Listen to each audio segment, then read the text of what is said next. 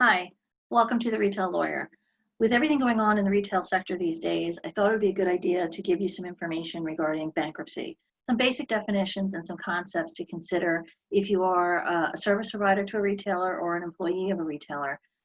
This is by no means going to be a complete overview of the bankruptcy process. I could write a book on that. It's very complicated. But I want to give you some basic information so that if you are working for a company that you think might be entering into a bankruptcy situation, or you've received notice that that's what's happening, you'll at least kind of understand some of the basics before you go out and get the actual legal advice you need based on your specific circumstances.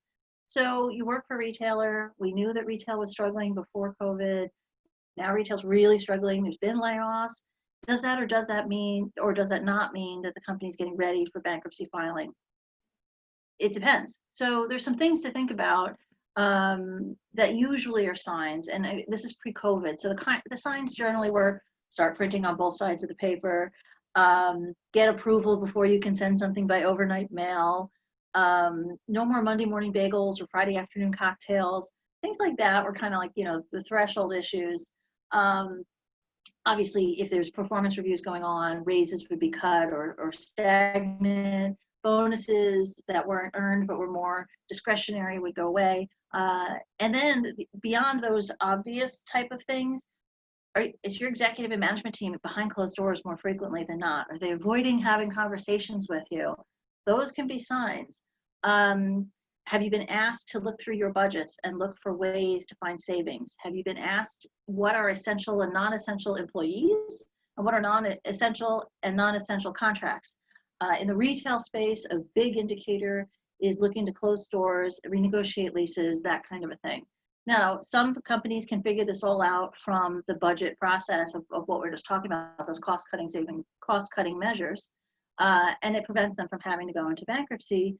Sometimes they can cut deals with landlords behind closed doors before having to file for bankruptcy, but that's not always the case. Sometimes companies just can't get there and they need to enter into bankruptcy. If a company enters into bankruptcy, it's for one of two purposes. So the first one is, oh boy, we're done, and we need to close the doors, let everybody go, and liquidate. So that's completely bye-bye, right? Then there's the second idea, which is we've really tried hard to right our ship. We were unable to do so. We need to get into what's called the protection of the bankruptcy process and shed some debt, and with the idea and the hope that we're going to be able to emerge from bankruptcy as a small, usually smaller, more efficient company that can hopefully become profitable. And so without getting into, is it Chapter 11, is it Chapter 13, is it a prepackaged plan, which is like pre-approved ahead of time and kind of just perfunctory to go through bankruptcy, or is it really a matter of, it's not prepackaged and we kind of go through the process and see what we come out with. Without getting into all of that, let me just give you some ideas of some of the terminology that you should know. So let's start with the parties. Who are we dealing with, right? So, I have my little 2-page summary, like I usually have. If you are interested in having this, email me at theretaillawyer@gmail.com, or you can message me here on YouTube or through LinkedIn or my business page on Facebook. So the parties. So you have the debtor, right? That's the retail company or whichever company, because this applies across sectors. This is not specific to retail.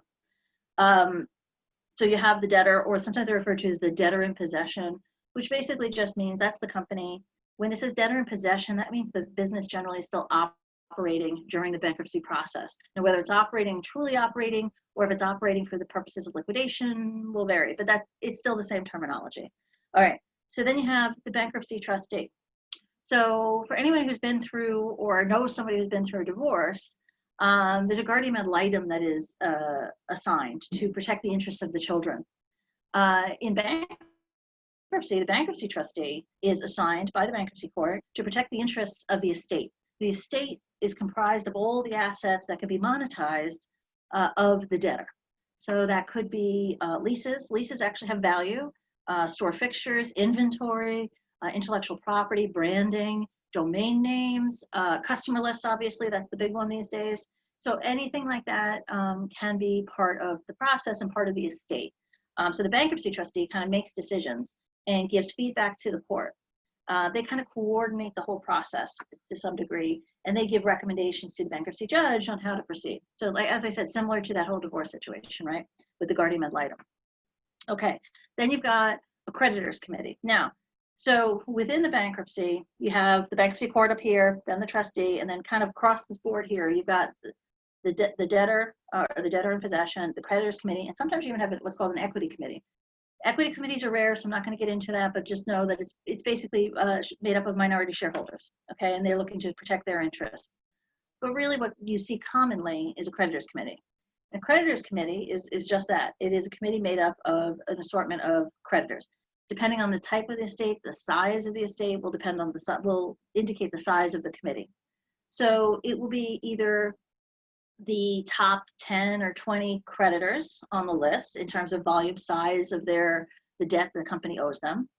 It can be based on categories. So, maybe there's a manufacturer, maybe there's what's called a factor, which is like a group that lends money to retailers. Maybe there's a landlord or two. It can be across categories like that, or it can be about the dollars amounts due, or some kind of mix. It's going to really depend on the bankruptcy trustee and what their preference is and what they think best represents the estate and the claims against the estate. Because the creditors are going to, now they don't get paid to be on this creditors committee. They do get reimbursed for expenses, so travel expenses, things like that. But they don't get paid for this, but their payment is being there front and center and understanding and having a say in how they get paid and to what extent. Protecting their interests to the best that they can, because once you get into this part of bankruptcy, when you really file for bankruptcy, it's a negotiation and you're going to get pennies on the dollar. You're not going to get full payment at this point. So the creditors committee then, they are on equal footing. So when you look at a court case, and I'm speaking to people just generally, but when you look at a court case, right, there's usually a judge and there's a plaintiff and a defendant. So it's kind of like the creditors are the plaintiff seeking some claims and some payments, and the defendant is kind of saying, well, this is why we can't do, or this is why we did what we did. And so that's kind of the way you can possibly look at it. Now, both the debtor and the creditor committee, so the debtor in possession and the creditors committee are going to hire advisors, right? Which makes sense because you need to figure out what's going on. So generally, and within the retail space in particular, you're going to see legal, which everybody hires, right? So you got your bankruptcy specific lawyers. Then you're going to have your financial advisors. So there's companies that this is what they do. They come in and they restructure. Now, sometimes they restructure to avoid bankruptcy. Sometimes they come in and say, we can't save you, you must go through bankruptcy. And they help go through that process with the cost cutting. And it's those outside eyes that kind of come in and start slicing and dicing. And then for real estate and in retail, again, bricks and mortar, in my experience, and this is completely anecdotal, but in my experience, it's the retail leases. Unfortunately, the sales call doesn't necessarily meet the expectations, so then they're paying too much rent, and it creates problems. And expensive leases have been the downfall of many retailers. It's just the way that it goes. So those guys all kind of come in, and they start advising the creditors committee. They start advising the debtor. Everybody starts doing their motion papers that go in and out to the bankruptcy trustee and to the court.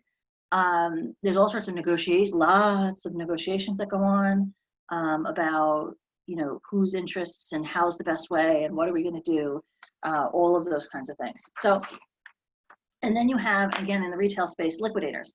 So within the retail space, liquidators like Gordon Brothers, Hilco, Stream Bank, those guys kind of come into play and they bid on the assets. Sometimes it's a formal auction. Sometimes it's a matter of just putting in RFP type of documents, request for proposal kind of documents into the debtor and the bankruptcy trustee for approval.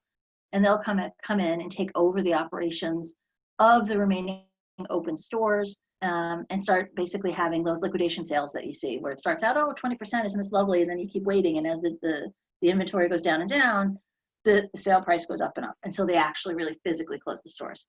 So those are kind of the players. And there's a lot of players, but these are the main guys. So now you as an employee or you as a creditor are also a player in this, but obviously you know who you are and kind of how that would work. So some of the key terms to keep in mind, automatic stay.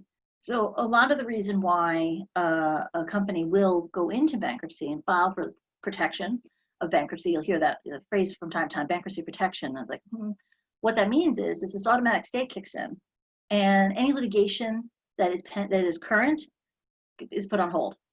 New litigation can't be commenced. for a certain period of time, and it gets lifted after a certain period of time, depending on the discussion between the bankruptcy trustee and the judge, and what the judge then decides. The bankruptcy judge decides when to lift it, and then litigation and the sort can start again. There exceptions can be made. People can sue to have it lifted for certain cases, but for the most part, once it stays in place, the automatic stay stays. Litigation ceases. So that prevents landlords from evicting the retail tenant. That stops any kind of costs going on for settlements in court. Maybe there's a company with a big class action going on. They file for bankruptcy. All of that stops while the bankruptcy proceeding continues, and then we really see what kind of assets we're dealing with. DIP financing, so DIP, debtor in possession financing. So what that generally means is that the bankrupt debtor has been able to find financing, usually at a higher interest rate, and usually they get priority to be paid back on top of the line above all other creditors.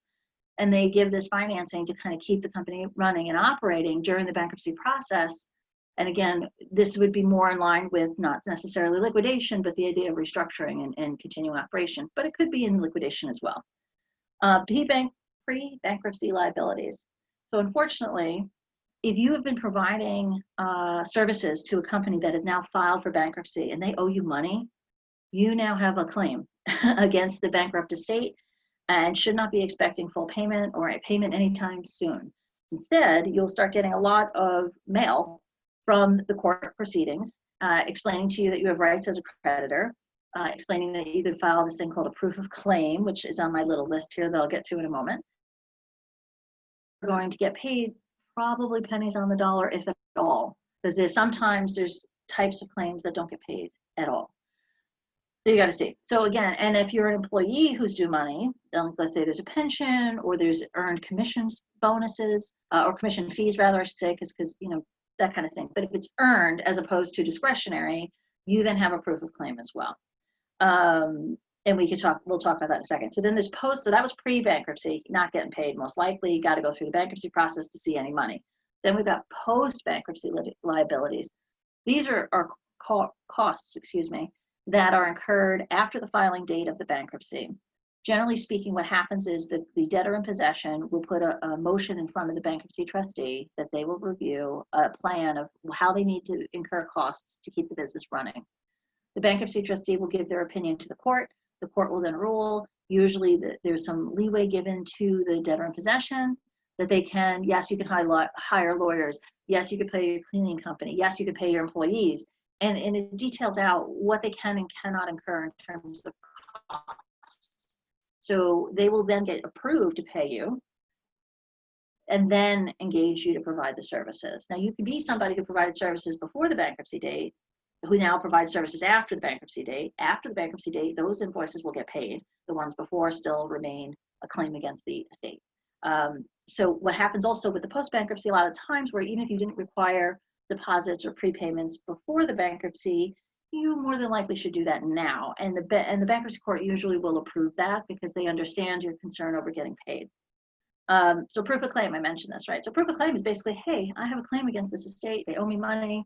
I have invoices. I've got a contract. I've got employee policies. I've got, a wage statement that shows that I'm due this money. Whatever it is, whatever your proof is, the bankruptcy court sets up a website, and you can go to the website and look up the case, and you're going to get tons of correspondence. Let me just tell you, you're going to get 6 copies of everything, and you're going to keep on, what is this, what is this, what is this?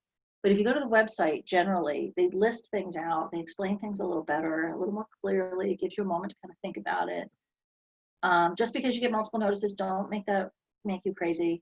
But go onto the website, they're going to let you know what the date is by which you have to file the proof of claim. So you want to do that as soon as possible. You're going to put in your basic information. You're going to say why you're due this money. And most of the times they will allow you to attach proof if you have it. So that you need to do. And that's a proof of claim. And that way the court is on notice. Now the court should be on notice already because the debtor should have a list of all their creditors because that's part of the process the team has to do when they first put in their papers. But you want to make sure that they have your claim. So always file that proof of claim just in case. All right, then there's a thing called a clawback. So clawback is exactly what it sounds like. So if you were a vendor or an employee providing services to the company 90 days prior to the filing of the bankruptcy petition, there is a chance only, that you potentially could have those monies taken from you. But generally, it's at the discretion of the bankruptcy trustee. It really only happens when they consider it to be fraudulent or preferential, meaning it was a related party. So, oh, my uncle, I'm a shareholder, I'm on the board, better yet, I'm on the board, and my uncle has been providing these services, and I know things aren't going good, so I'm going to prepay him. I'm going to pay everything that's past due, even though other people aren't getting paid, and I'm going to prepay them a little bit. Can't do that, and that money will get pulled back. So that would have been fraudulent and preferential. That was a combination deal, because it wasn't a third party. It wasn't necessarily a third party arm's length transaction, because it was a related party. And then on top of it, it was additional funds with a wink and a nod that were not in the ordinary course of business. So those are kinds of the things that get clawed back. And then the last thing I want to just talk about is the key employee incentive program. So years ago, they had all sorts of bonus programs to keep employees working for bankrupt companies, because talent leaves. They go find other jobs. The saying goes, it's easier to find a job when you have a job. So you have to incentivize employees to stay and in management to stay. It used to be different kind of programs. The various bonus performance plans, all those kinds of things got nixed. But now they have this, it's called a KEIP, KEIP, Key Employee Incentive Plan. So what happens is, again, goes before the bankruptcy trustee, gets approved by the court. If you work until 6 months from now, and you're still employed with us 6 months from now, you get a payment. And if you're still with us a year after that, or 6 months after that, or 3 months after that, it depends on how fast things are moving, you'll get an additional payment. And they kind of set out like a schedule of bonuses that happen because you've stayed with the company. Doesn't happen to everybody. Key people, I've had that situation where I've been a key person. I've been in the situation where I said, I don't want to be a key person, let me go. I've been through this process, unfortunately, working as a member of management of companies that have gone bankrupt. It's not a lot of fun. It's a very depressing process. Make sure you file your proofs of claim. Make sure you ask the questions that you need to ask, get the answers that you need, and stay on top of the bankruptcy proceedings if you, in fact, are due money. So that's kind of my long-winded spiel of the basics of bankruptcy from a retail creditor point of view. I have, as I mentioned, the 2-page summary. And I want to just, as I always say, this is not legal advice. This is general information. If you need legal advice, please contact an attorney to get that. And now, I'm not a bankruptcy attorney, so I would not be the one to contact. For general questions, I'm more than happy to answer questions, but this is not my field. I want to just give you some basic information so that you understood the process. And I feel the pain of the people who are going through this right now, because I've been there. It will get better. It will be very stressful, but you'll be fine. And hopefully, if it's hitting this way, you get to enjoy the summer. Always look for that silver lining. Anyway, have a great day, and thank you for joining me.